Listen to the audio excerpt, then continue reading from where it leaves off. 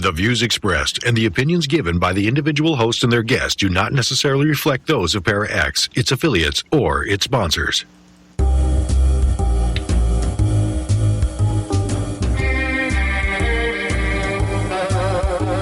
Step outside of your comfort zone.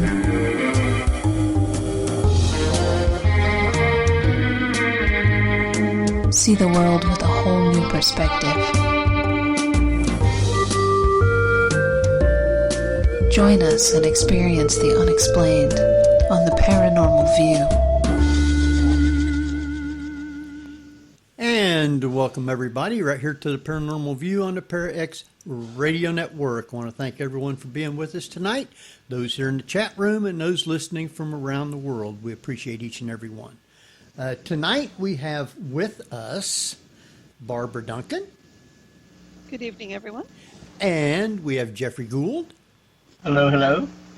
And we got a great guest lined up for tonight. And if you do have questions, you can private chat them to either myself, H. Foister, or Ceiling Cat, and we will get those answered right away. So with that, because we've got a lot to actually talk about tonight, I want Jeff to go ahead and introduce our guest. Well, tonight's guest is Peter Robbins, an investigative writer, author, and lecturer whose writings and research are focused on the subject of truly anomalous UFOs and their implications on humanity. Having spoken at conferences all over the world, Peter is also host of the live weekly 2-hour radio talk show, Meanwhile, Here on Earth, at KGRA Digital Broadcasting. So welcome, Peter Robbins. Thank you. It's good to be with you guys tonight. Greatly appreciated. We got a great friend that he's on here quite often. He is the MUFON State Director of Ohio, Thomas Wertman. And he's the one that recommended you for us to get you to come on the show. He said you're real good. Well, I'm honored. I think Thomas is a great guy, and he's a terrific state director, that's for sure. I've had the pleasure of actually speaking for Ohio MUFON out there in Ohio rather than virtually, as I'm doing now. Yeah, I've got to meet him a couple times, and we're real good friends. So when he recommends somebody, I know that they're good. So I got your paper that you had sent, and there is a lot to actually talk about. I think I watched a video that you had, and you said you was telling about your sighting. You had a sighting of a UFO when you was young. Why don't we just go ahead and let you tell us how you got involved in this? Yeah, I grew up in a much simpler time as we did. Had what I would call a happy childhood, a lot of interests, but in no way did it include the subject of UFOs, save science fiction movies, especially the good old black and white B ones that would often play at our local theater on the weekend. And one afternoon, actually late morning, I was just 14 and my sister Helen was 12. We were goofing around as kids do on the front lawn in the little village that we grew up in. And one of those times for anybody who lives in a small town or a village that there's nothing going on and there's nobody out there. I mean, nobody. And I caught something out of my right peripheral vision and said either Helen or look. And we watched as 5 silvery white disc-shaped objects came in over the neighbor's house in a very precise V as in Victor formation and simply stopped. They were oval in shape, elliptical and metallic. They were close enough that we could make out regular detailing around the edge of each, and they just hung there in the air for an interminable amount of time. And my sister and I had very different reactions. It so challenged everything I knew as a kid and believed and thought that I was not able to really deal with it. And that memory got repressed over the next days and weeks. And it really didn't emerge for over 14 years. My sister, on the other hand, found it the most wondrous thing that she had ever seen. And it was also the beginning of a direct being taken experience for her. It's interesting you asked me this question, because although I've talked about it, this event in my life numerous times over the years, in interviews like this and documentaries, in conference talks, etc., I've written about it. A very good friend and close colleague, Richard Dolan, very well known in the field, had been wanting to do a in-depth interview with me about this, and we did at the end of January. And for any of your listeners who would like to really explore what happened to my sister and learn more about what happened to me, and I'll go on a bit, but the interview was edited down from 2 hours to about 70 minutes, and it's heavily illustrated. I would encourage you, whenever you have the time and the inclination, to go to the Richard Dolan Show on YouTube, and you will see basically a GIF, a sign that says 1961 UFO abduction, and a close-up of a drawing that my sister made for Bud Hopkins, who was the leading expert and really the pioneer in the scientific exploration of UFO abductions. And it's really that easy. Just go to YouTube, The Richard Dolan Show, and you'll find it right there. Anyway, to compress the story a bit, I was overwhelmed. My sister was incredibly moved by it. She never forgot it. But that afternoon, she came up to me and asked me if I wanted to talk about it, and I made it clear that I did not. And as she told me many years later, when we first discussed it, when my memory came roaring back, why didn't we talk about this? And she said, do you remember that afternoon I asked you? And you said no, and I respected that. And, one day leads to the next, and here we are all these years later. But that was how I came into this subject. And we're talking now about, at this point in my life, where the memory returns, it's already the mid-1970s.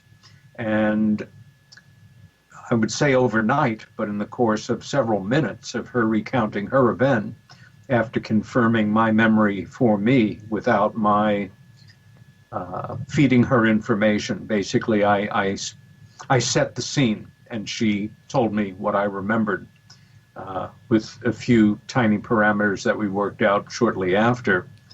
And I was one of those people who was lucky enough as a young person to be good enough at something and enjoy doing it, that I really knew from the time I was young what I wanted to be, which was an artist.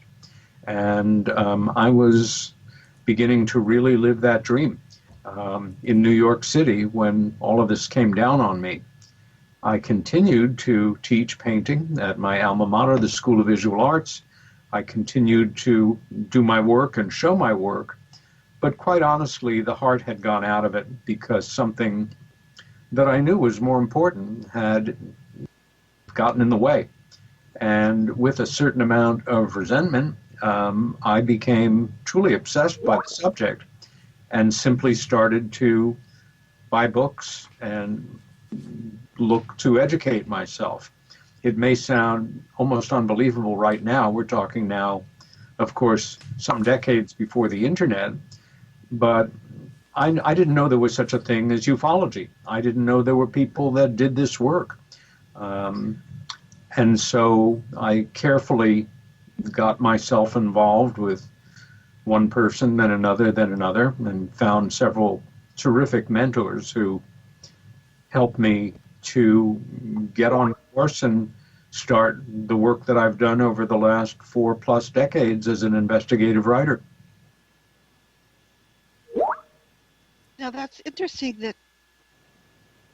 Did you ever express any of that repressed memory in your artwork? Looking back on it now? Well, yeah, that's a great question.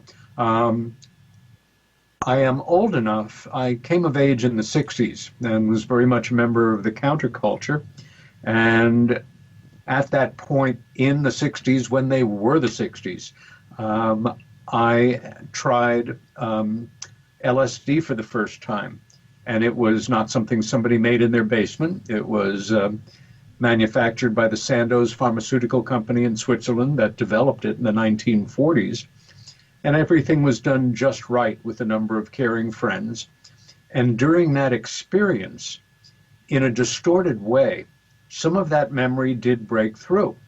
And being an art student, I had all my art supplies laid out and was doing all kinds of drawings and watercolors and that kind of thing, and did a number of watercolors, kind of in a child's storybook way about this event. And then they went into a portfolio and I forgot about them. And some years later, I came upon them, and my reaction was I was absolutely horrified. And what I told myself was, this is terrible art. This is so poorly done. If I get hit by a truck tomorrow, I do not want people to see this. And I destroyed it. And then the memory simply receded for X number of years until 1975, when, for a number of reasons that I now understand quite well, it came roaring back in great detail. Wow. So the drawings were basically done from your point of view as a child then? Well, yes and no. They were done in a childlike way, but very much while I was under the influence of psychedelics. So they were informed by that as well. And once, again, that memory had returned, my artwork was transformed overnight. My obsession transferred itself from my active mind, and how could I have forgotten that? And, what does it represent? And are these real? And what's it all about? To obsessively drawing and painting them for a period of time before I started to go back into non-UFO related artwork. But I remember just kind of poignantly laughing at that amazing scene in Close Encounters of the Third Kind when the film came out, some years after I became involved in the field, that unforgettable scene of Richard Dreyfuss at the dinner table with his wife and kids near tears as he's, building the Devil's Tower out of mashed potatoes and saying, this must mean something. I couldn't stop. I was truly obsessed. It does bring out that, and that era is fascinating because it was the days of LSD, mescaline as part of therapy, and isolation tanks, which were highly used, and I think it's Harvard. And there was a lot of repressed memories coming out from people. And it's interesting that I find it far more genuine than some of the experiences being told today when we have so much social media going on there.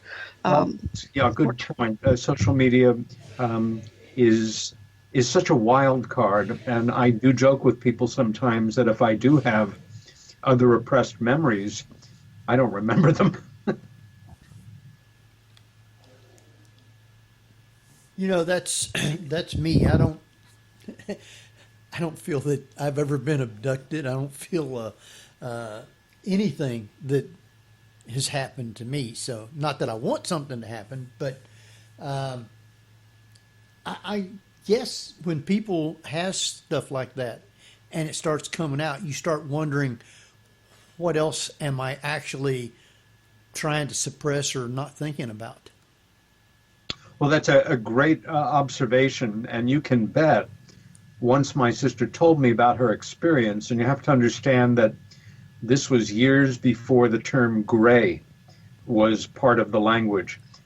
She described the beings that took her, basically, and that she remembered on board this craft, not using that terminology. And although I was completely unaware of this phenomena, and there was the Betty and Barney Hill case, which happened in the early 60s but became public knowledge in 65. There was a book out on them, but it was, even in the world of UFO studies, it was in a fairly unexplored area of inquiry. And at the same time, my sister Helen, who passed almost 20 years ago now, we were extremely close siblings, great friends, both artists, both working together and having often, the same friends and the like. But we watched out for each other's backs, and my intuition was she certainly wouldn't lie to me about this, and it was accompanying what I thought was the wildest thing I had ever encountered in my life, just citing these things. At the same time, I did wonder if this could happen to her, could it happen to me, and I don't remember it. Among my other things that I'm proud of in my work over the decades in this field was, for probably about half of the time of the 35-year-long friendship with Bud Hopkins, I worked as his assistant. And Bud, over that time, over his professional lifetime, explored the experiences of over 800 individuals. And I was by his side working at least several hundred of those cases over the years. Nothing at all came up for me. I, at my own request, underwent hypnotic regression with him, with another one of my early mentors, Pete Mazzola, who was a tough, no-nonsense New York City police detective and a crack UFO investigator who, in the later 1970s, the New York City Police Department sponsored his training in hypnotic regression for criminal investigation, but he also applied it to working with UFO witnesses, contactees, and abductees. I underwent hypnotic regression with both of them and another hypnotist, 3 separate occasions, to explore if there was anything else that would rattle loose for me. And the way I see it now, no. We also know there's a pattern where if 2 people are together and only one of them is a person of interest to these other intelligences, that group of them that we're talking about here that do this, the other one, it could be a husband, wife, sibling, boyfriend, girlfriend, what have you, is rendered unconscious, or just, put down, knocked out, put to sleep, whatever, while the other one is taken. And that seems to have been the case with Helen and I at that time.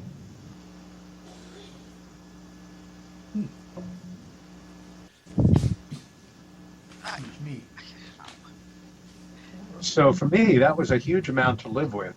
Now, I've interfaced with so many hundreds of people over the years to whom that experience would be a cupcake. It's nothing compared to what they've been through. And yet at the same time, again, for me, it was the biggest deal I've ever had happen to me in my life. So I was so undone by this memory returning that I ultimately felt I really needed help. And I found a psychotherapist. And I was very fortunate because Dr. Baker was not only a brilliant clinician, but he had really lived through history. He was a the first assistant to a brilliant physician named Dr. Wilhelm Reich. For the last 11 years of Reich's life, Reich became very interested in UFO studies toward the end of his life, and Baker had two distinct sightings on his own, one on his own, the other with Dr. Reich. And I knew that he wouldn't make fun of me or think I was crazy or anything, but he helped to normalize my attitude about this phenomena and to understand that my sister and I were perfectly sane as far as this goes, but the world's attitude toward the subject was highly neurotic, to put it mildly. Well, you also are bringing up an interesting part of the abduction experience, and that is the remorse or the guilt feelings of those around people who are abducted. And I find that also just as fascinating. It's a UFO experience in itself. That's very well observed. Especially over the years that I worked with Bud, I was pledged to confidence, and their confidence is that I will go to my grave with. And some of the most poignant memories I have of the people that I've worked with him, and ones that I've met and consulted with in the years after, is that aspect of their memory, their experience, their reflections on their experience of, I wanted to, help my child, but I couldn't. I was frozen in position. Or I was screaming for my dad, and he didn't move. And that fractured the family dynamic. That hurt our relationship. And, parents can be filled with remorse. Children's filled with resentment. Over the years, again, with Bud, we work with several people who I will categorize as the children of famous people. They're names that you would probably know in the world of entertainment, whether it's performance or behind the scenes or what have you. And it's nobody's business who they are. But their relationships with their parents, based on these experiences that we're talking about, degenerated tremendously as a result of the parent not being able to deal with or acknowledge their being so freaked out and having to acknowledge that this had happened, and their complete inability to protect their child. It's a rough dynamic. It's not the rule, but where we see it, it can be particularly poignant and life-changing. I could see that being, well, especially back in the day when psychiatry really wasn't that prevalent. Certainly what happened to Betty and Barney Hill, I don't know how much therapy they received afterwards, and what that did to their relationship. It seemed to me in their instance, because they were both abductees, it made the relationship. Barbara, you dropped off.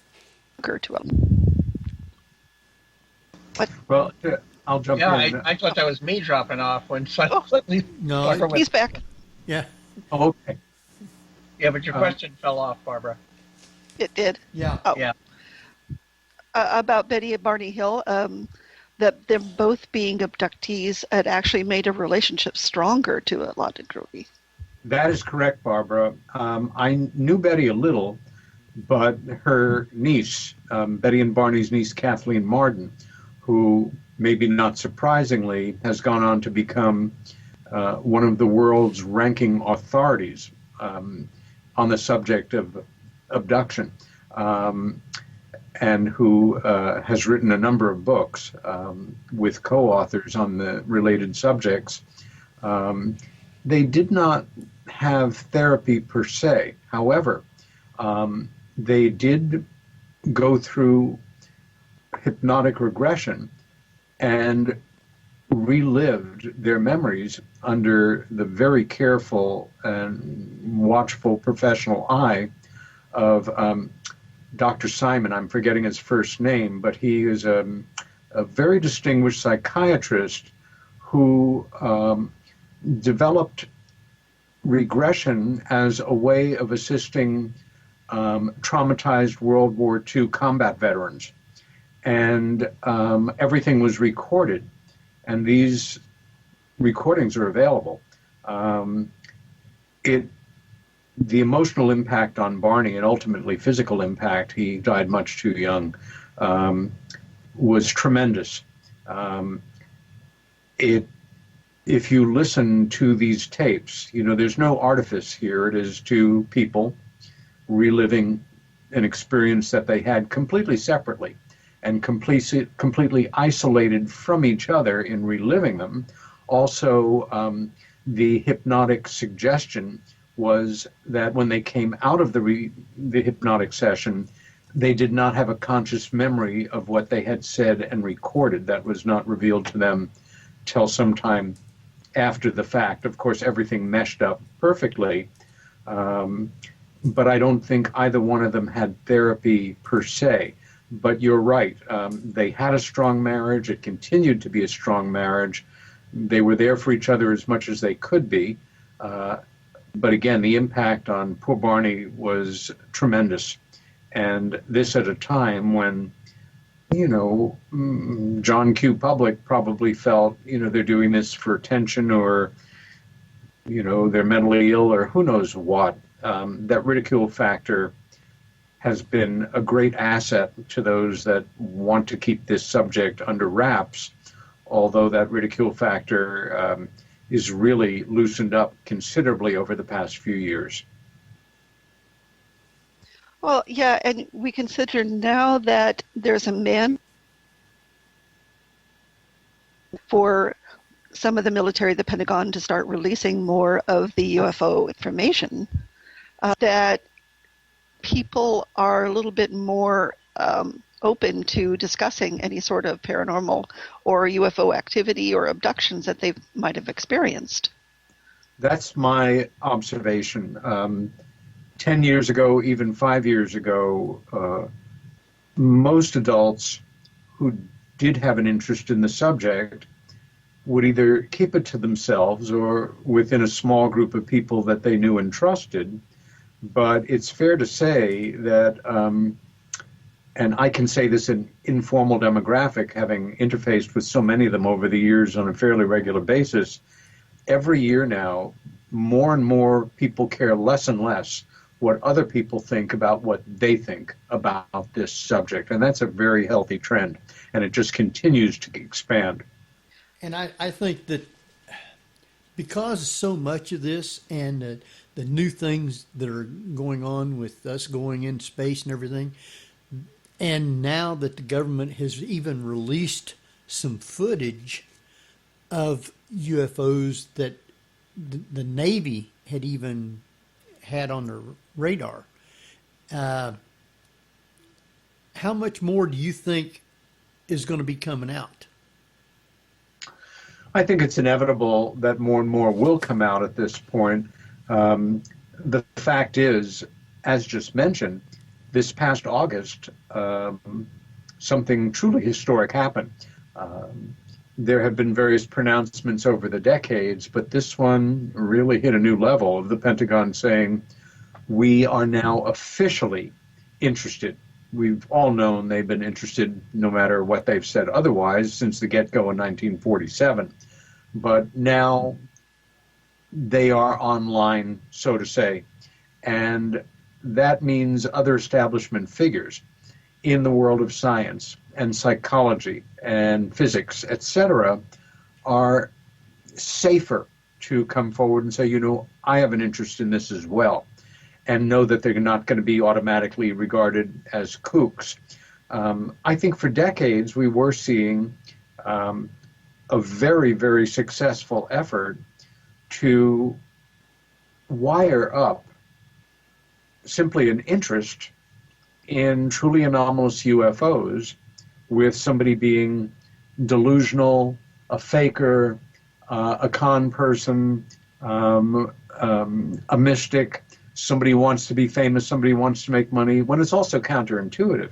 But it worked. And it started in 1947. It's something I researched extensively, which was an absolutely nonstop barrage of media coverage all through the summer of 1947, when this phenomena kicked in modern times, putting it down in every way possible, suggesting in every single possible manner that no matter what was reported, it could be explained in conventional terms, and that anybody who felt otherwise was, living in a fantasy world. And Americans bought it, and by extension, the Western world bought it, and so on. What seems to have happened several years ago is that the rug got pulled out, in a way, from under the secret keepers. It had been unraveling for years, what we call disclosure. It's a generic word, but when used in context, it's about UFO disclosure, and, in a public manner. It's certainly not here now, but every day it's added to a bit more. I think part of that is the very easy access to all sorts of information on the internet now, but that's very double-edged. There's so much overt crap out there, and so many outrageous claims by straight-faced, seemingly, sober and sane people who, in some cases, are looking for attention, or to feel special, or to feel like an insider, or, develop this cloak and dagger kind of personality. But you've got to be, as in all things, be careful of weeding through the information and use your good common sense in coming to conclusions. Visually, there's so much alleged UFO footage out there. What we just referred to before about the Navy footage, that's from 2004, but it only came to the surface in 2017, late 2017. And that footage, which has been rescreened, I'm sure, tens of thousands, if not millions of times now, kind of triggered a renewed interest.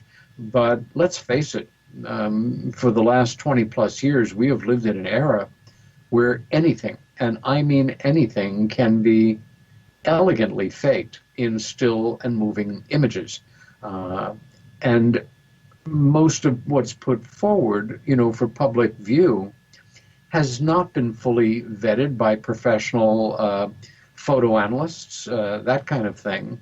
So my basic feeling is that the forces that be realize this is a secret that not only can no longer be kept, but it isn't being kept. It's just, it's not like the anti-war movement at the height of Vietnam, when thousands of young people, and then hundreds of thousands of young people, and then several million people, including all their parents, or a lot of their parents, and finally Walter Cronkite, said this is wrong, it needs to stop.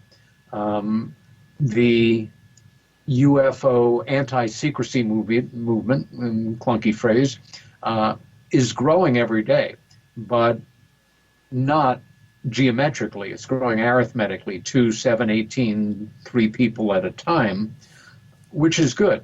But there is still a ways to go to get to this critical mass. And I think the forces that be are now just doing their best to more or less manage the flow of information, slow down acknowledgments that they're going to make anyway, and give themselves enough time to think through what is going to be transpiring when it hits the fan, when the world basically learns this is real.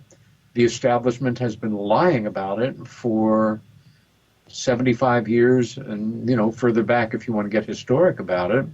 And we are not alone, and these other intelligences don't just represent off-planet presences. They may be interdimensional, whatever. I think we're dealing with a myriad, as well as we can know, because the aurora is still officially under wraps, that we do have hyper advanced aircraft that is basically triangular in form. It reminds me that in the 1950s, probably 55, 56 or so, the Navy made an announcement that it had its own flying saucer. And they had contracted with a Canadian corporation named Avro to produce, I think, 2 very clunky, round devices, maybe 15 feet across or something, that it looked like a donut, and inside of it was a very powerful fan. Only one of them ever flew, and it was a bit wobbly, and it was, it ran on gasoline. But they got a lot of mileage out of that with the public at large and the media that, oh, well, we have these round flying machines, so that must be what these people are seeing. And that slowed down, I'm sure, a certain amount of interest among some segment of the public at that point in history. Peter, I wanted to let you know for about 2 or 3 minutes, you wasn't being heard, neither was anybody.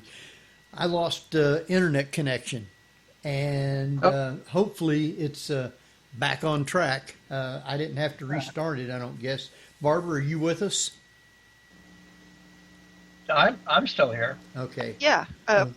Interesting. It always happens during these UFO shows, too. Well, he was talking, all of a sudden it went blank, and I was asking Barbara, you there, Jeff? And no, I didn't hear you at all. We could hear him. Well, it popped up then. All of a sudden, it told me, said, you've lost internet connection. I says, oh, crap. Now I'm going to have to redo everything. But it come back on by itself, so I have no idea. Well, that's a double shame, because that's when I was talking about all of the super secret stuff that the NSA... Yeah, exactly. I dare not do it again. The nuclear codes and everything. That's right. Maybe they cut it off. Back with an Area 51. Come on, Henry. That's it. Sorry, you had your shot. Wow. All right, I'm sorry about it. It wasn't anything I could do, but it just happened. So remember to start recording again.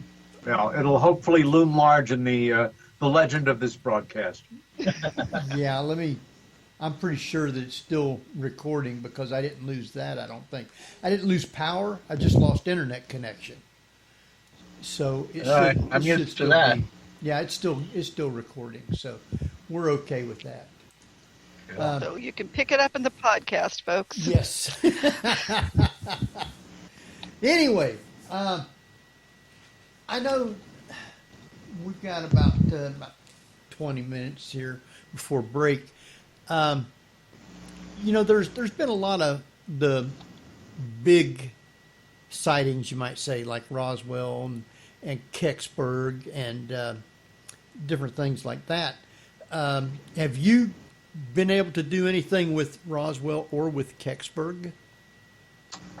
My friend Stan Gordon, who is a highly respected researcher in Pennsylvania, he is as far as I'm concerned, the leading authority on Kecksburg. I have been in the area. I've never visited the exact site, but I've never investigated it on my own. Roswell, on the other hand, while I've not been actively involved in the field, several of my closest colleagues and friends in the field, Don Schmidt and Tom Carey, are, for me, the leading voices in Roswell research. And I was lucky enough in, I guess it was about 2007, to be invited to speak out in Roswell for the first time.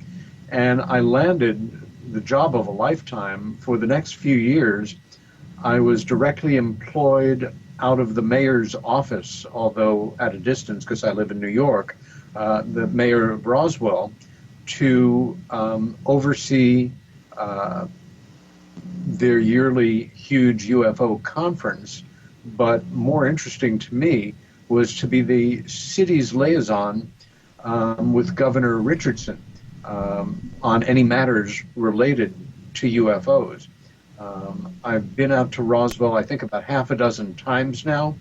I have spoken to original witnesses, military personnel who were involved peripherally in one way or another, or old-time residents whose parents were involved. Almost all of them have passed now. I take it extremely seriously. And for anybody with a advanced curiosity, especially if you're in the Southwest, I highly encourage you to visit Roswell. You can, although things obviously right now have not returned to normal because of the pandemic, but I'm sure they will resume, hopefully this summer, when we're hoping that maybe we will be able to get back to having the conference. It's still up in the air right now, but you can go out. The property where the crash occurred is private property, but there are, approved tour people who can take you out there. Also, right in town there on Main Street is the International UFO Museum and Research Center. It's a modest regional museum in that it's an old, probably Egyptian-style, originally movie theater that has just been kind of gutted and dedicated with wonderful exhibits to Roswell and the greater subject of UFO studies. But their archive, their research area, and their library are mind-blowing for anybody serious about the work. It is the largest publicly accessible library of UFO-related books and information in the United States, bar none. There are several very impressive private libraries, but I mean, it's all Dewey Decimal System and set up and ready to go. And for legitimate researchers,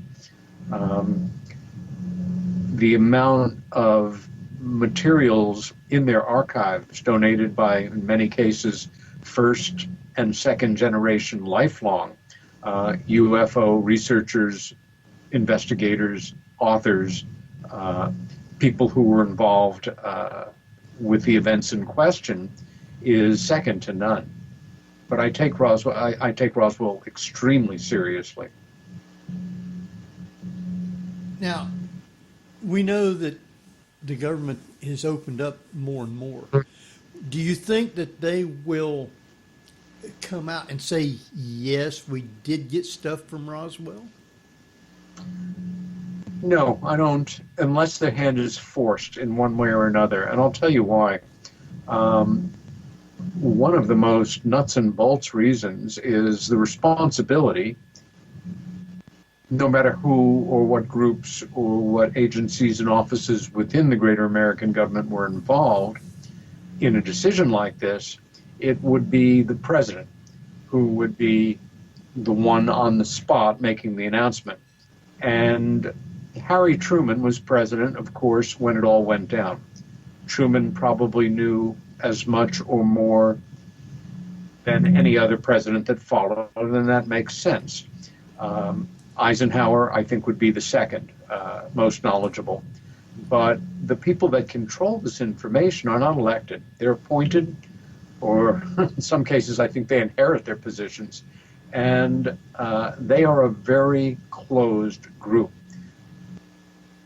Also, every president, I would expect, to one degree or another, either in the most minimal way or in depth, has in their early briefings probably learned something about the reality of the situation. And my educated guess is that they have been encouraged to do nothing about it and hope to God it doesn't blow up in their administration. But let's look at it this way.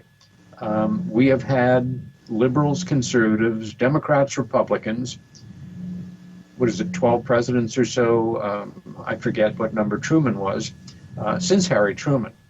And ex-presidents are a very close club, all things considered. And for the last president, this president, the next president to come forward and say, the equivalent of my fellow Americans, it's my solemn duty to tell you that Your government has not been telling you the truth since 1947. We are not alone in the universe. There was a crash of a machine from undetermined origin, under intelligent control in the plains of San Augustine outside of Roswell, New Mexico in the summer of 47. And we know a fair amount about this subject, and I'm now open for questions. That would mean that just by a simple statement like that, a existing president would be acknowledging that every single president, since and including Harry Truman, was an unindicted co-conspirator in the greatest cover-up in world history. And I think they're probably a little sensitive about putting themselves on that spot or being put on that spot. Now, again, perhaps this or a future president's hand may be forced.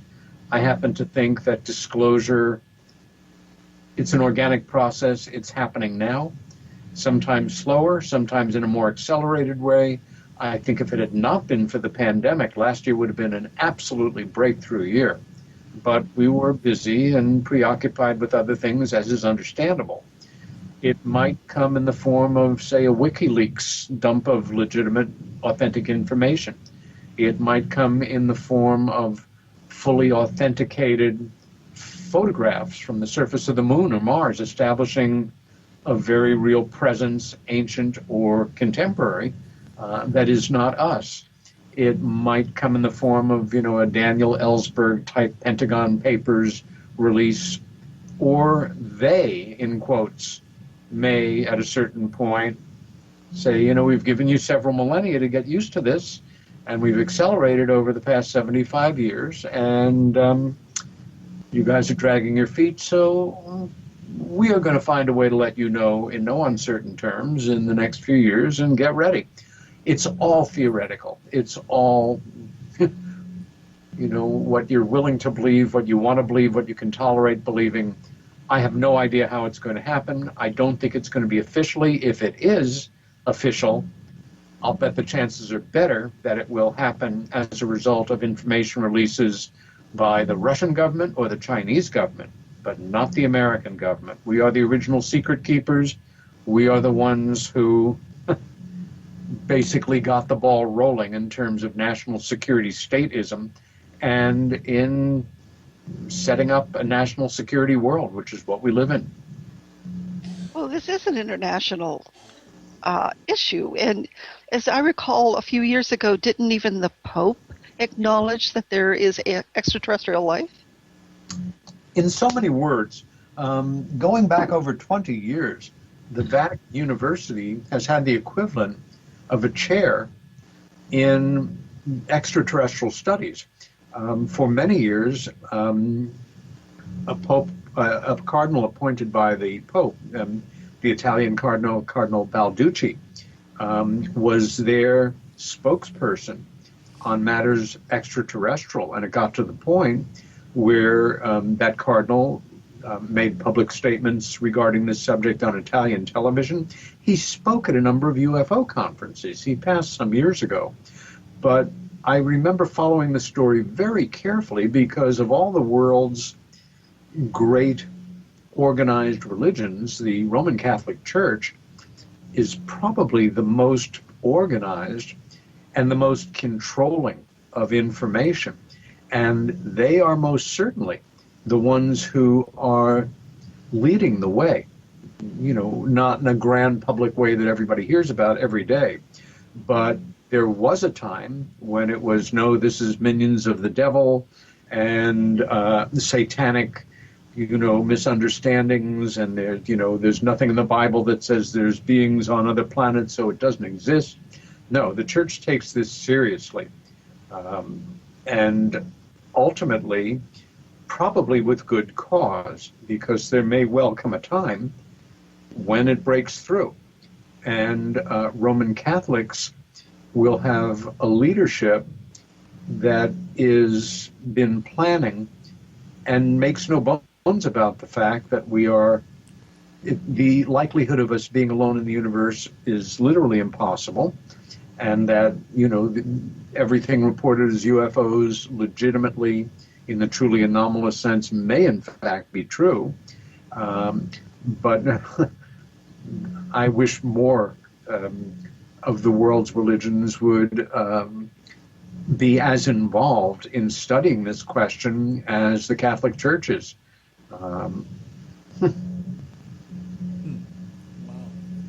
We're totally getting awful. Go ahead, Barbara. No, I was just saying I totally agree. I think the cosmology of Hinduism pretty much says that there's probably extraterrestrials, but Yes. And it's interesting that the Catholic Church is taking such a stance that it is now. It is. Out of all the times that they could have done it too. Well, it occurred to me, and I'm keeping an eye on the time here, we're at 8:52 my time.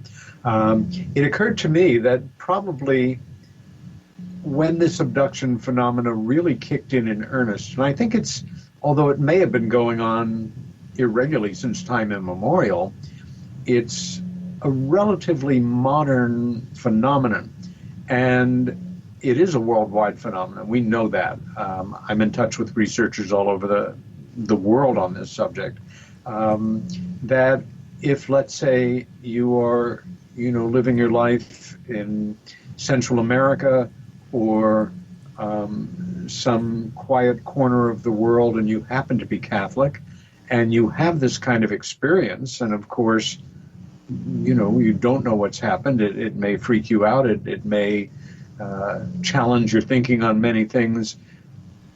For a lot of people, the one person that they feel they may be able to confide in without being judged crazy or ostracized by their family or society may be their local or their parish priest. And I don't think that's an outrageous thought at all. In fact, it occurs to me that there may well be a tradition going back decades of, the same way that a psychotherapist may have their own therapist and share information about a patient that they're working with, that a parish priest may go to a local bishop, and that bishop passes this information further up the line.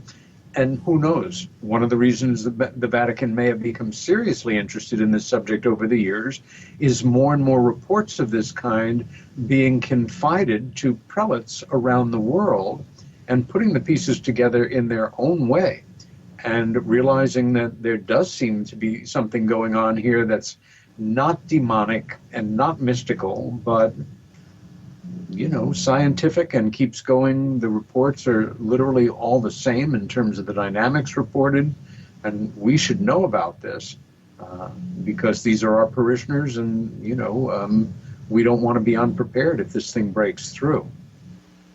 That's purely my thought. Okay, I got a question from the chat room. You might be able to answer before break time. Patsy wanted to know, do you recall any other abductions other than the one in 61? And was any information received during your abduction as to why he and his sister were abducted? Okay, number one, I was not abducted. My sister was. We had a UFO sighting together, and out of that, attached to that event, she was taken. So I would be speaking for her. She's no longer with us, but she did explore in hypnotic regression and with discussion, I think, 2 other childhood similar experiences, but not in a lot of depth as I recall. Again, with Bud Hopkins, who is the best known and most respected specialty researcher in that area of study. I'm not sure if I fully answered the person's question. No, it seems just fine. Okay. All right. Barbara, you got anything? Well, I was just going to mention the fact that it seems to me that There's a television show called The X-Files, and they almost got it right with the idea that there is a group of non-elected individuals that may have been in contact with extraterrestrials and made some sort of deal. Anything's possible. I don't think they have to make deals. Personally, I also think we're dealing with a myriad of them. Also, Chris Carter, who created the X-Files, it was a marvelous show. It ran for 10 years. The first 7 years especially were brilliant. Their writers did their homework, and a lot of the knowledge was very well researched. A lot of it was just wonderful, invented fiction. But I think the most important thing that came down from the show is the words on that iconic poster, "I want to believe." And that governs a huge amount of ufology and the way that most people approach the paranormal. They want to believe, they don't want to believe, they're afraid to believe, they long to believe in this, but maybe not that. Yeah. Okay. Okay, I think we'll just go ahead and stop right there because another question, questions that I have won't be answered in a couple of minutes. So I think we'll go ahead and take us a quick break, and we'll come back in about 5-6 minutes. So Jeff, you want to take us out? Yes, you're listening to the Paranormal View on para-x.com with your hosts Henry Foister, Ceiling Cap Barbara Duncan, and myself, Jeffrey Gould, with tonight's guest, Peter Robbins. So stay tuned for more of the Paranormal View after the break. Whether you're listening at home, at work, or anywhere, thanks for making Para-X part of your day. Your source for everything paranormal, Para-X. And welcome back, everybody, right here to the Paranormal View on the Para-X Radio Network. I want to thank everyone for being with us tonight. Those in the chat room and those listening from around the world, we appreciate each and every one of you. Tonight we have with us Barbara Duncan. Good evening, everyone. And Jeffrey Gould. Hello, hello. And speaking of listeners from around the world, Barbara, where do we have listeners at? United States, Canada, England, Spain, Belgium, Norway. And Unknown is back in the chat. All right. Well, welcome, everybody. I hope you're enjoying the show, except for when we got kicked off for a little bit. But everything's working now, seems to be. And we want to welcome back our great guest, Peter Robbins. So glad to be back. All right. I know we was talking about some things before we went to break. I had another question from the chat room. And they wanted to know, it wasn't a question, it was a statement. She said she thinks the aliens will make themselves known before world governments are ready to reveal. That is a great question, and I have no idea what the answer is. All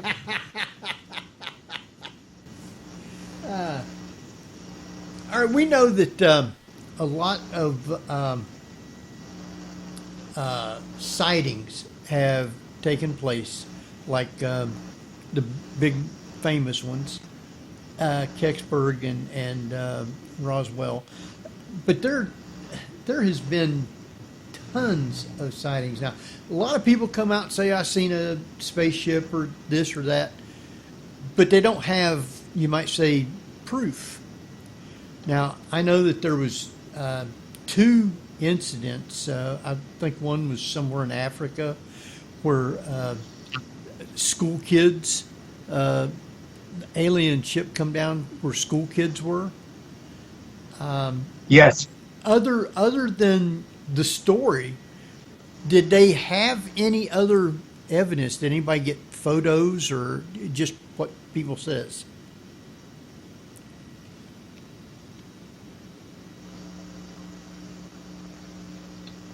Zimbabwe Africa incident, and it's a very famous one, very highly regarded.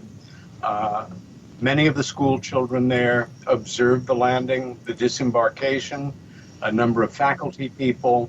The thing that makes the case so fascinating and important is that the first-hand accounts of witness after witness after witness were so detailed, and all of the details interlocked with the details of other students. Perhaps as important, if not more so, most of these students who are now adults have been re-interviewed, and absolutely none of them have backed down. They're all in different parts of Africa or the world living their lives. I can tell you that a colleague of mine, Randall Nickerson, has been working on a documentary about this, has returned a number of times, has interviewed a lot of the principals. The late Dr. John Mack, a professor emeritus of psychiatry and a leading abduction researcher as well, who tragically was killed by a drunken driver in 2004, spent time there, also felt that not only were these accounts authentic, but that all of the witnesses were very mentally sound. But Randall has been working on a extended feature-length documentary, which I am hopeful will be released later this year and answer a number of questions about this extremely important case. But no, we don't have a carburetor from a UFO. I don't recall that it was photographed. All the witness drawings, interestingly, match up as well, though, all done independently. And sometimes witness testimony can be very weak and not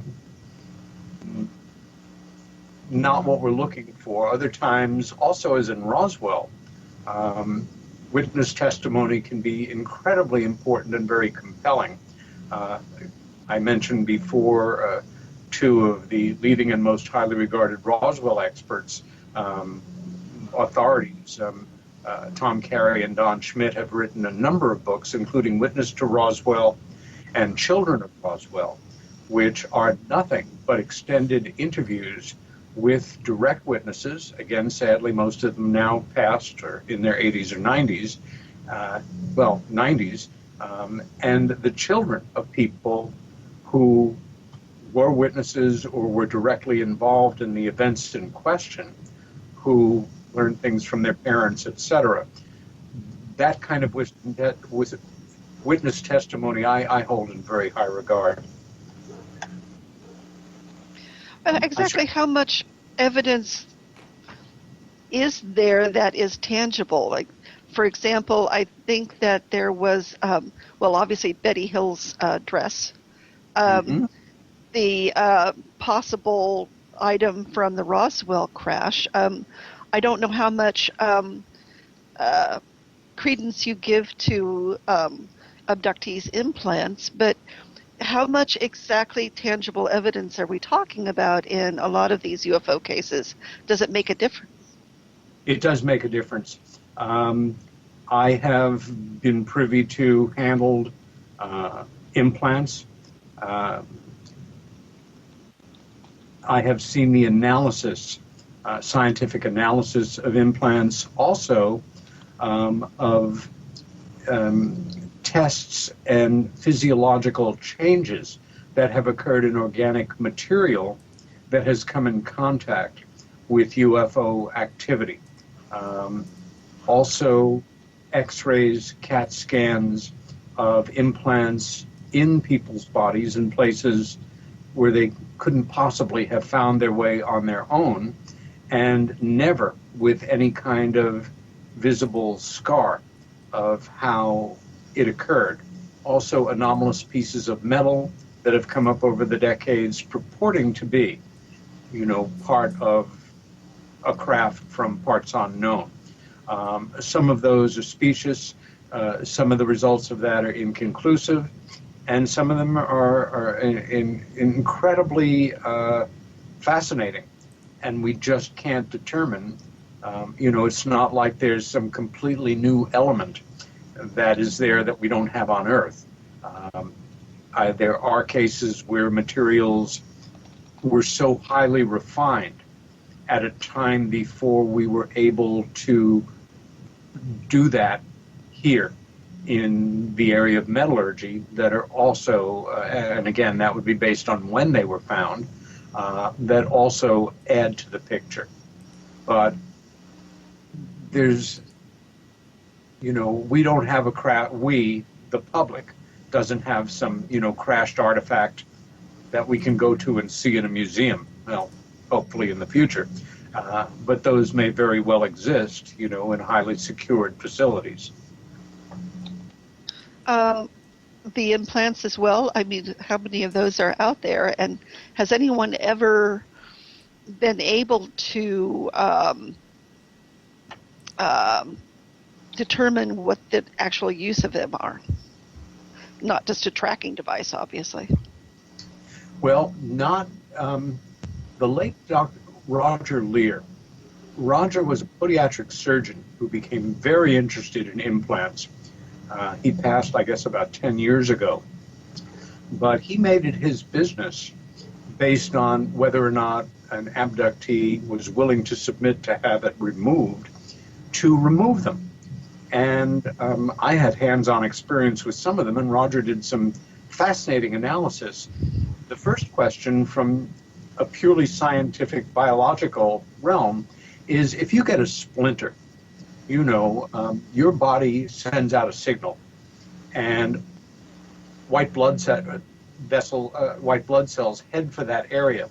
You can see the redness. You can see an infection growing if it's not taken out or properly or cleaned or what have you. So how is it that these things can be put in a human body and the body doesn't recognize that they're there? I remember one study that Roger did based on some of these things, and they're usually round and about the size of BBs or resembling a grain of rice, with one exception that comes to mind, nothing approaching moving parts, that it was coated with like a stealth kind of coating that the body simply didn't recognize. And again, he removed them, but there were no scars where it had, been placed in the body. We have quite a number of cases of them being inserted up into the nasal cavity, and occasionally sneezed out or picked up in an X-ray or, again, a CAT scan.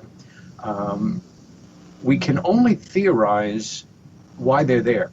And there's only a few possibilities, and you just mentioned one, Barbara. One is for tracking. One is for affecting human behavior. One might be for collecting information. Again, it's all theoretical, all possible. I should say here as well that over the past 25, possibly even longer years, we human beings, we have been doing this work as well. The first implants, and I remember the story, it was in I think a farm journal, going back into maybe the late 90s. It was a device that was on, new breakthrough piece of technology for farmers. It was a device about the size of a quarter that if you anesthetized a cow's ear and made a slit and inserted it, and, a veterinarian properly doing it, that it was like a LoJack. If that cow wandered into the wrong field and you lost your cow, within a certain distance, you could electronically find the cow and retrieve it. But now these implants are smaller and smaller, and they are, you don't see it out in major media, but they beg a question, and a very serious one, about privacy issues and civil rights issues. I remember reading a piece some years ago that one high-tech company was offering this device to law enforcement, that if you were a convicted felon, even if it was against your will, to have one of these things put in your body so that if you escaped, you could be tracked down. You think about a future dystopian world where this kind of technology is available to keep track of everybody, and it's a bit spooky. Wow. It is. My wife was just reading a book about this guy, excuse me, this guy named Terry Lovelace, who him and a friend was abducted. They were in the military. Yes. And his friend, I guess the military tried to tell him you didn't see anything and tried to erase her memory. But anyway, he ended up eventually finding that he had an implant in his leg. So they have evidence. If they take an implant out of somebody, is there any way that they can track to see who put it in, or what kind of information it's feeding back, or where it's feeding it to? Not so far that I'm aware. I am aware of Terry Lovelace's case. I take it seriously.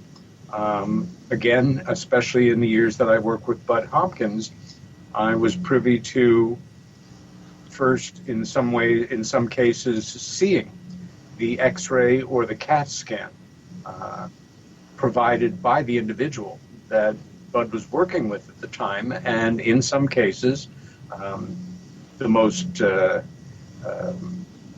noteworthy figure doing the work was Dr. Lear, as previously mentioned, it being removed and going through a scientific analysis, but nothing that revealed what it did or how it did it, or what its intentions or purposes were. Again, we can only make educated, deductive guesses at that as far as I'm concerned.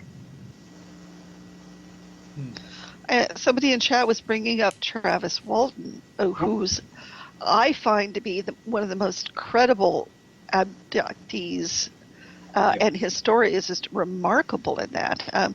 I don't believe he would ever mentioned anything about an implant there, but it's obviously he went through an intense trauma. Yes. Travis, who was taken in November 1975 in one of the most famous cases in the world, in great part because it was made into a Hollywood movie about, 25 years ago or so, Fire in the Sky. Terrible movie. Yeah, well, some of it was accurate, some of it was not accurate. Well, they got names right, that's about it. No, they got more than that right, but they also took a number of liberties. I met Travis. That is very diplomatic. Well, I'm telling you that I know that a fair amount of it was correct, but some of it I know was not correct because I first met Travis in the early 90s. I read his book when it came out in 79. Had a lot of respect for him. Became acquaintances, then friendly acquaintances, then friends, and then good friends. He is a good friend. I have visited him in Arizona. He has visited my house here in upstate New York. I helped him create his conferences in Arizona. We've lectured together all around the country. And I am also very proud of the fact that I was an associate producer of a feature-length documentary, in part created to correct the nonsensical parts of the film. It's available for streaming or as a DVD. It's called Travis, The True Story of Travis Walton, and I highly recommend it to you. It's very good. Yeah, it's one of the best UFO documentaries out there because it really does the science. And the people who contribute to it are everybody from FBI profilers to psychologists to media people to human behaviorists, naturalists, and I think it's one of the most gilt-edged, strongest cases that we have. And Travis, over the decades, has become an extremely articulate spokesperson for the reality and the seriousness of this phenomena. I have also visited the exact site where it happened, deep in the Sitgraves National Forest, which the part of it that he and his logging crew were working in is in Arizona, but it's massive. It must be 500,000 acres covering parts of 3 states, and it really is a wilderness area. And I went back there with Travis and a number of people, and he was kind enough to basically relive the events of that unforgettable night with us, something I'll never forget. Wow. Now, Yeah, I can't imagine having to relive that experience, but well, he's been very generous about that, and I've heard him speak quite a number of times and even introduced him at quite a number of conferences.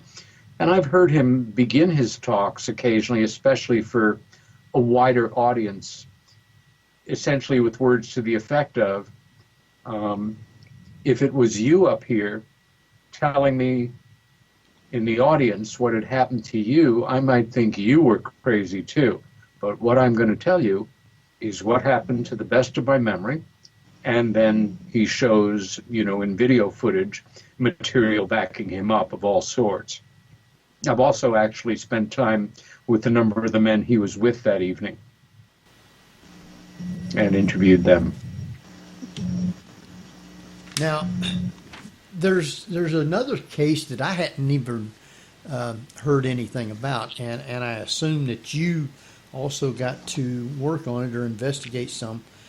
It was in 1989, and it was the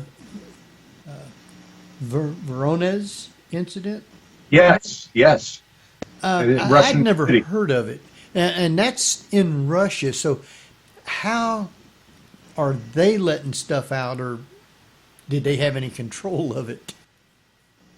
Well, that's a very unique case, and it's one that I not only investigated personally, but became personally involved with a Russian scientist who lived and worked in the city of Voronezh. I know I'm pronouncing it wrong.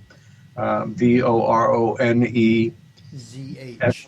I forget. ZH. ZH. Yeah. But he was on the ground with his team doing the investigation. The thing about it is that it occurred in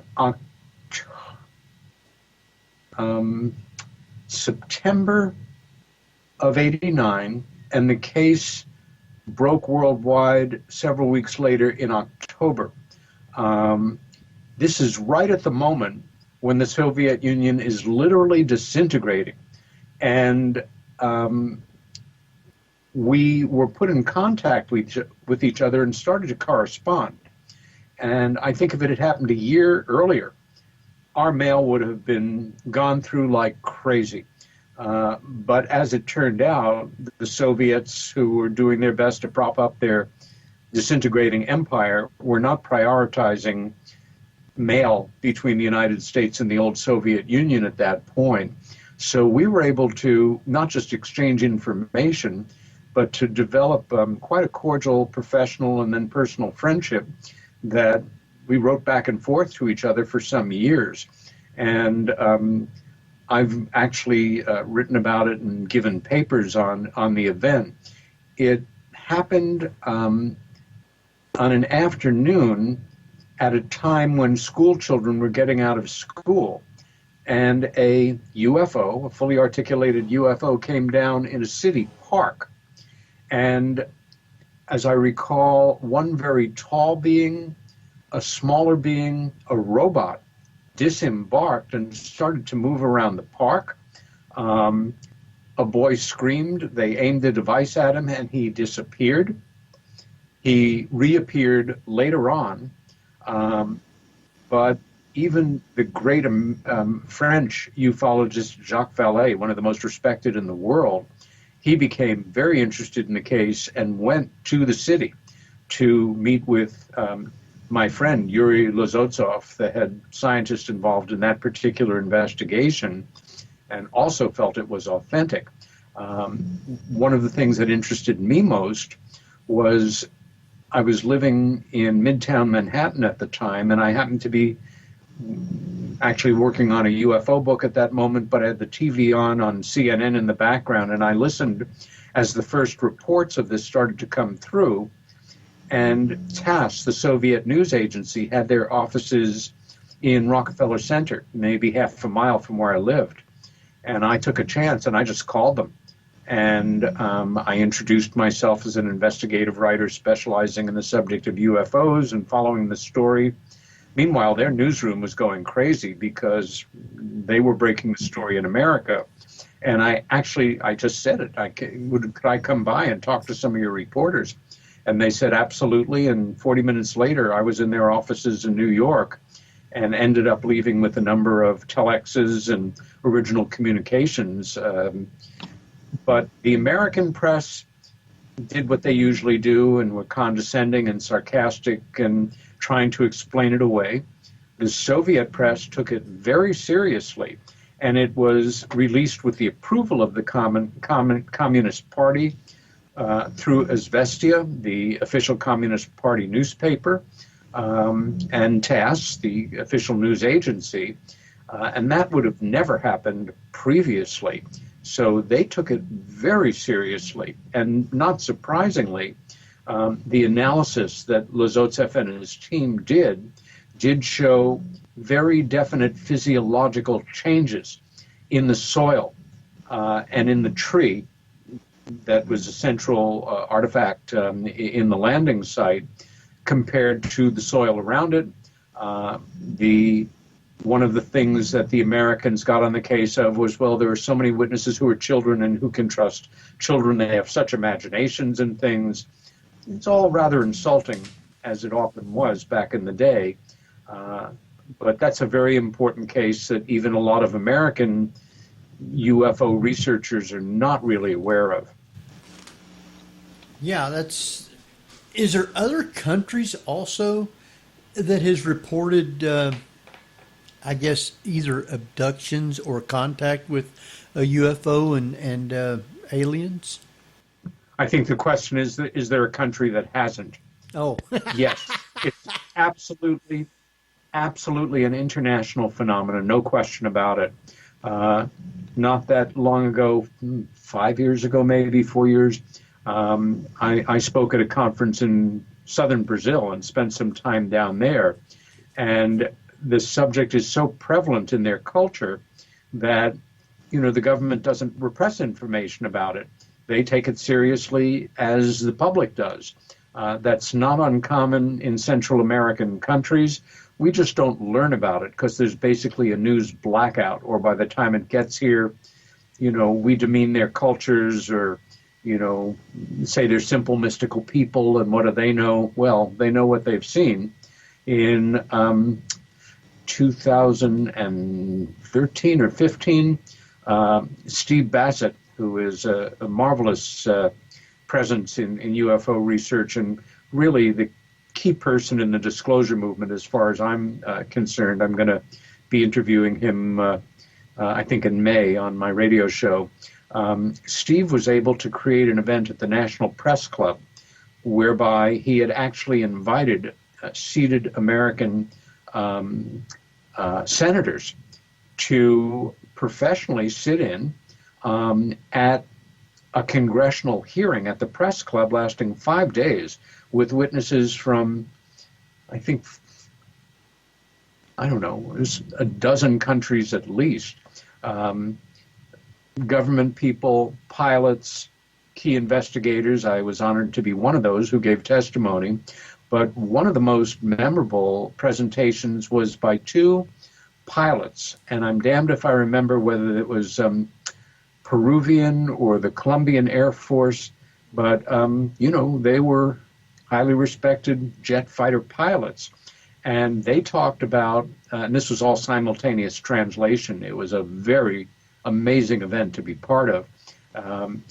They talked about the fact that they had been scrambled to chase UFOs on more than one occasion, and talk about the openness of their society, that their senior officer had assigned them more than once on days that they had free to appear at local high schools and talk to the students about the reality of UFOs, and not just in the abstract, but from their point of view as military pilots who had been scrambled and chased these damn things.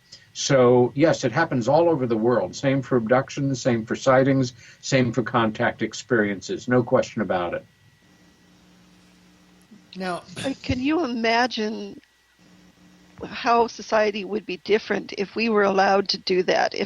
If pilots, for example, were allowed to go into schools in the United States and say, if you see something, this is how you record it, how you do it accurately, how you videotape it accurately or photograph it that way, how much different it would be.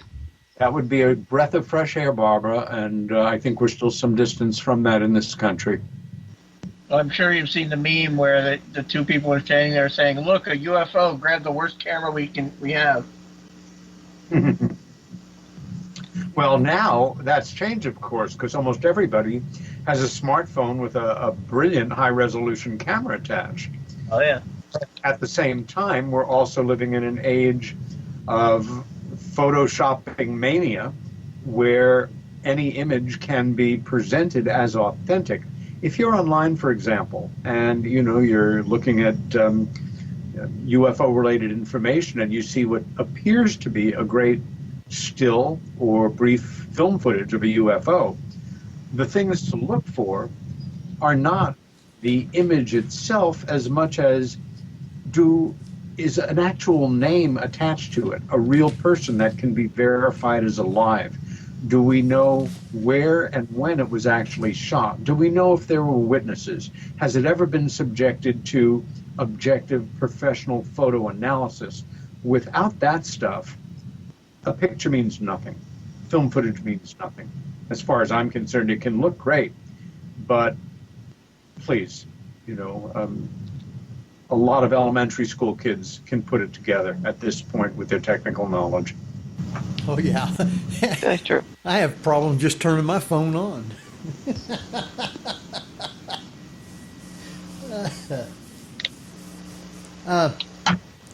Is there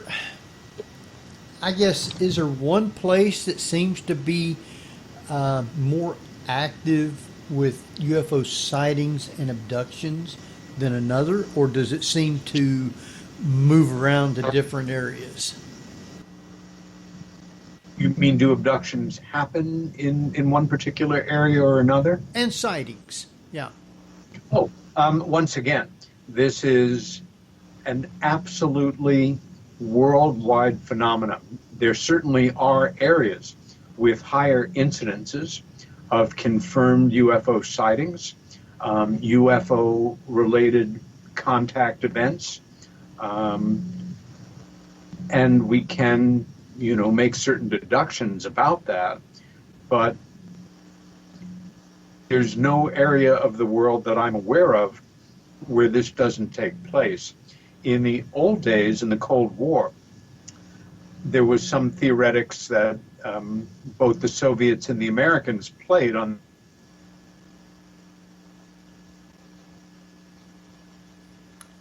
Did I lose somebody again? No, I wasn't sure if it was me Oh, falling off. Bud, are you still there? Peter Rose? Peter. Yeah. I'm here. Can you hear me? Yeah, I can now. Did I drop out again? Yeah, you Yeah, just went blank a there little. for a minute. If you remember where I was, I'll try to repeat the answer. Jeff, There's only a few words we would have lost. what'd you say, Jeff? In any, Good grief. Try again, Jeff. What'd you say? I was saying just that he only lost a few words. He Oh. didn't lose too much. Okay. in any case, there are no, during the Cold War, if there was a truly legitimate UFO sighting based on what we now know of a review of declassified documents, either naturally declassified or through a Freedom of Information Act action, where we can confirm a very real, genuine anomalous UFO event, it was not uncommon for the forces that be to put forward in the press, especially if it had been witnessed by many people, that it might have been some secret Soviet, rocket test or something. And the same thing for the Soviets, if there was a legit, we now know, because after the fall of the Soviet Union, a lot of previously declassified documents simply made their way out there, some of them for sale, that they were doing the same thing. For many years, from really the beginning of the Chinese communist takeover in 1949 until the last 10 years, when there's been some penetration and contact between Chinese UFO researchers and investigators, and it is a very popular subject there and taken quite seriously. We had no idea what was going on within mainland China. We now know that they were experiencing pretty much the same ratio of sightings and events as we were. Unlike America, however, where you have, say, MUFON, the largest UFO research organization in the world, but it's still pretty small. It's only X number of thousands of members, but it's still the largest in the world. Oops. Yeah. Bud, you went silent again. I'm sorry, Peter. Stop, Okay. stop. Trust me. Yeah, I don't know You what. back? Go ahead. In China, in order to be a member of one of these groups, you need credentials. You need to have a degree in engineering or physics or astronomy to be part of these working groups. Where here, anybody interested in the subject can, join MUFON, or there are other UFO groups out there. But they take it very seriously. Bottom line is, again, this is an international phenomena. There are no borders that it doesn't cross. Wow. And so do you think that, is it possible that there was some sort of contact with, say, Eisenhower, for example, alien contact, and was there an agreement made among countries, or was it just an agreement made between the United States and any sort of extraterrestrial? That's a great question, Barbara. For years, I would actually get angry when people would seriously talk about the Eisenhower Treaty with the aliens of 1954 and the underground fight under Dulce, New Mexico between the American troops and the aliens, and the treaty that was drawn up, as my late friend Bud Hopkins used to say, with an expletive I can't use on the air. They don't have to make a treaty with anybody. And I think it's nonsense to think that they do. However, the greater question of, certainly Eisenhower had an interest in the subject. He was beloved and respected by the intelligence community and the military. He was our commanding general in Europe, for gosh sakes. And although a Republican president, he was not what we would call a conservative today. If you look at the party platform of his election in 1952, it's very progressive. Be that as it may, that is an important question. And again, for many years, I didn't look at it very seriously. I now am open to the possibility that shortly after Roswell, well, I take that back. Roswell happened in 1947. At some point during his presidency, he may have visited Roswell without any publicity to look into this for himself, or to be presented with information or artifacts that were available to somebody of his rank there. In December, a very interesting film came out, not some big budget film, a very quiet film called The 11th Green. 11th green, the 11th green referring to golf. But it deals with, in a highly creative way, based on an informed imagination, I'll say, with a hypothetical of how something like that might have happened, a meeting between Eisenhower and a non-human presence.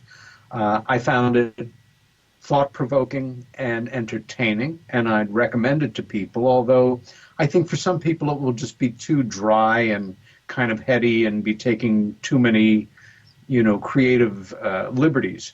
But I do take the possibility seriously, and again, I don't believe for a minute that a treaty was signed. Again, they can do what they want. And what was put forward originally was, we'll give you technology if you let us take people and experiment on them. They can do what they want.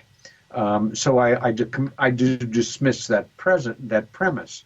But I'm certainly open to the possibility that there was some kind of contact there. And if it's proven true, I won't be surprised. And if it's proven untrue, if that's ever possible, I won't lose any sleep over that either. But it's a question worth asking. So the spin might very well have been unofficially a treaty, but the truth of the matter was they didn't want to tell anybody in the world that, hey, aliens can come anytime they want to and abduct anybody they want to, and there's not a darn thing that we can do about it. Yeah, again, I don't think the word treaty even enters into it. Let's just look at the facts of this thing, the phenomena hits in no uncertain terms in 47, and within the next 20 years or so, there are these beginning reports of abduction, so to say, and who was running the country and the world at that time? In so many words, a bunch of powerful dead white guys who were probably pretty taken with their own power at a time when America, in some respects, was what we wish it was today. With all the problems we have now, with all the ones we had then, we had made a difference in terms of defeating fascism in the world. We had taken the enlightened step that I don't think any government had ever considered before then, to the degree that we did with the Marshall Plan, where we helped our two biggest enemies rebuild their societies and create democratic constitutions. And you remind me of the last war that the Japanese or the Germans started. They have grown into, respected members of the world community. And all of a sudden, information comes to Truman and the people closest to him that it looks like, H.G. Wells was right. And all those, space fantasies, we're not alone. They're here. We can't even wrap our heads around the basics of their technology. We don't know who they are. We don't know what they want. We don't know whether they mean us well or mean us not well. And at the highest levels, I would imagine, the push was just lie and say it's something else. Whatever else it is, it's not this. But in the meantime, behind the scenes, we're going to study this every possible way we can. We're going to draw up maps. We're going to have committees. We're going to keep the circle as tight as possible. And we're going to start to live in this schizophrenic world where this is the most real thing. This is the highest secret of the American government. The national security state was not built around nuclear secrets. It was built around covering up what we knew about this phenomenon. And it has all evolved from there. I think it's one of the reasons why we're such a mess on a certain level. We're all about lying and about this one secret at the center of all the other secrets. If you visualize a pearl, you know that it begins with a grain of sand that irritates the pearl, so, the clam that it lives in. And it simply starts, the oyster that it lives in, and it starts to build this calcification around it that decreases the irritation that human beings find beautiful. And the more calcification around it, the more valuable it is to people when it's extracted and, put on a necklace or a string with other pearls. But the reality is, inside each pearl is this irritant. And I think that's a good way to see how post-war history has grown over the decades. Now, I know that there's talk of the different types of aliens. Yeah. I've also heard that there are aliens that kind of look like us, that they can walk around amongst the people, and they're Yes. really aliens. Now, Yes. how much do you know about that? More than I want to know, in that when I first entered this field on my own, with no knowledge and no colleagues, all I felt I knew was that there were these beings that took my sister. And later on, I learned that they took other people, returned them. But it didn't occur to me for a while that they were one of many types of beings, races, other intelligences, whatever you want to call them, from out there, from in here, from the next dimension over, what have you. When credible people first introduced the idea to me that there were these beings that looked like us enough to walk down the street and not really notice them as terribly different than us, most of them described as Nordics, so to say, I thought that was outrageous and fiction and irresponsible and silly. And my big problem was it just made me feel incredibly uncomfortable. But after I started to study the Travis Walton case, where there were archetypical grays, but also very human presences, in the same experience, I took it a bit more seriously. And then as I started to hear more and more accounts from more and more people that Bud was working with, that I got to know, there's also this phenomena of what we call hybrids. That is part of the abduction experience, where the sperm or ovum is taken and where beings, theoretically, I think it's actual, are created that are part us and part them. Some of whom look enough not like us that they are not out and about. Others who do look enough like us that they are out and about and very likely part of our world. What they are aiming toward doing, what it's all about, why they're here, again, we can only be theoretical about. But I do take it seriously.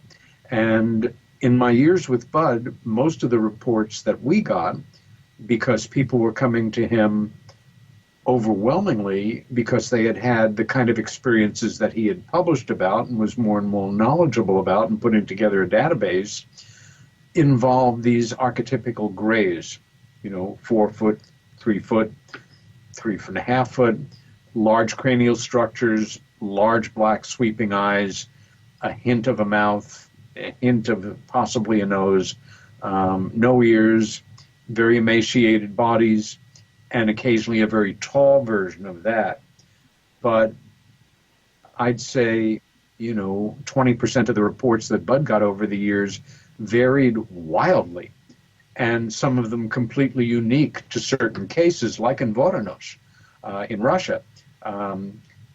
Descriptions of beings that we had never seen before. Now, let's also bear in mind, and we're only scratching the surface here, and I know we're coming into the end of the show, that there is no question in my mind and the minds of a lot of my colleagues that a number of these intelligences, at least, can affect our thinking, that they can put a thought in our mind, or they can erase a thought from our mind. If we're looking at another being that, potentially, if we were completely in our own senses, we would be freaking out about. And they implant in our mind the image of a 4 foot white owl, which is pretty strange because they don't exist, but that's easier to deal with. And there's another factor at play here too, which is the physiology of human shock.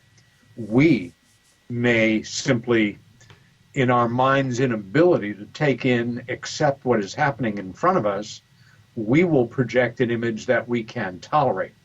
And that will become our safety zone, and we'll remember that rather than what's really there.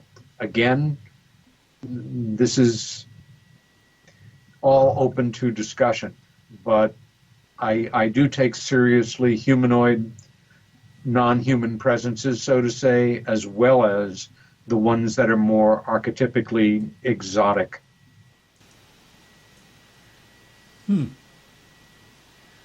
So even if they're doing that, why do you think they're wanting to come to this planet with all the billions and billions of planets and solar systems out there?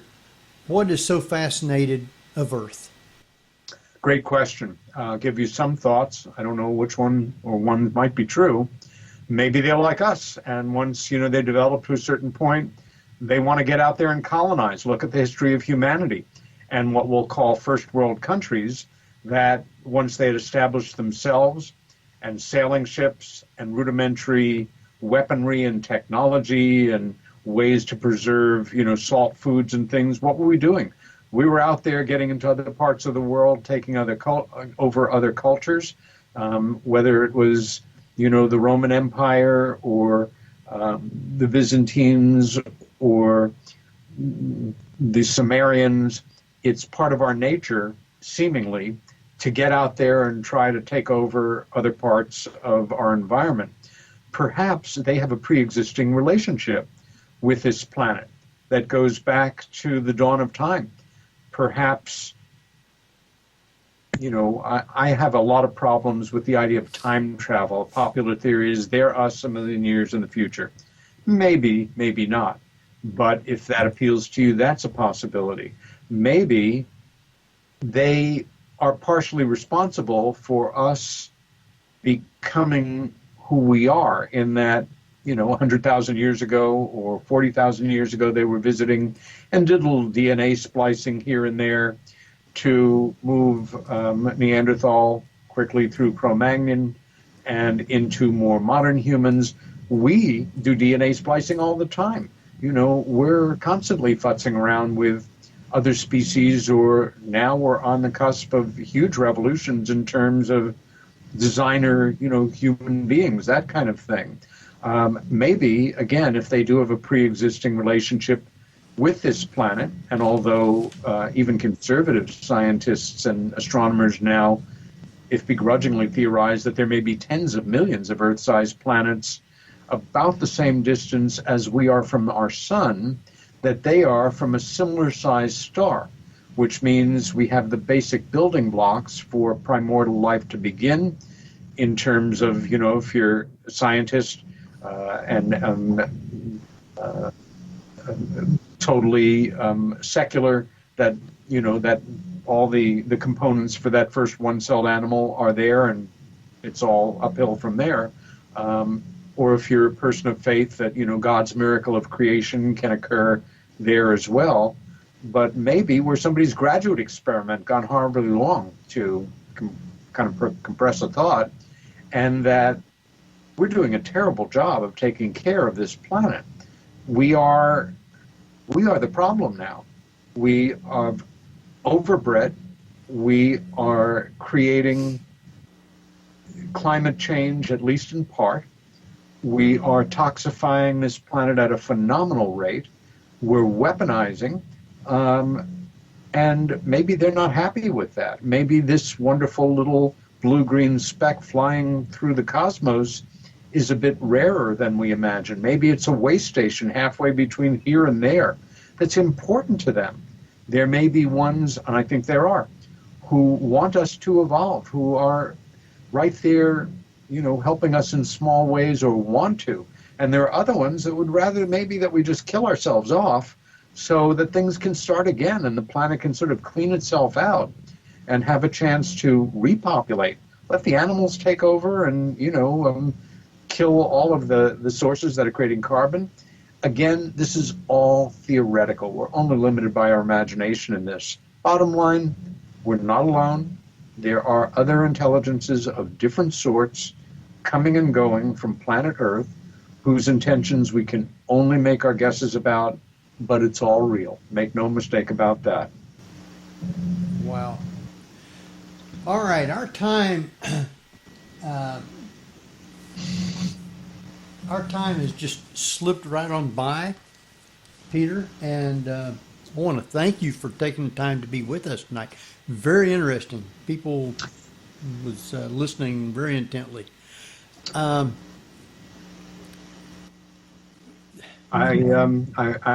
enjoyed speaking with you guys, and I invite any of your listeners to listen to my weekly radio show. It's called Meanwhile Here on Earth. It's on KGRA every Monday night from 7 to 9 Eastern Standard Time. You can listen to it live at KGRA DB for Digital Broadcasting website, or you can go to KGRA on YouTube, type in Meanwhile Here on Earth, and either watch it live or listen to my past shows in the archive. Yeah, I've listened to a few of them, and very interesting. Good. Since our time has almost run out, well, you just did, I guess, give all your information out, how people can get in contact with you and listen to your show. Want you to stay on for a few minutes after we get off, and then we'll thank you for taking the time to be with us tonight. So with that, I do want to thank everybody for listening tonight. Hope you enjoyed the show.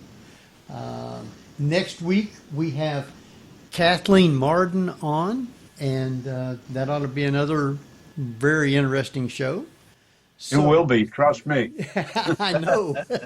She's the best. So with that, I guess it's time for us to run. Barbara, Jeff? Good night. Good night. All right, we'll see you next week at the same time. So good night, everybody.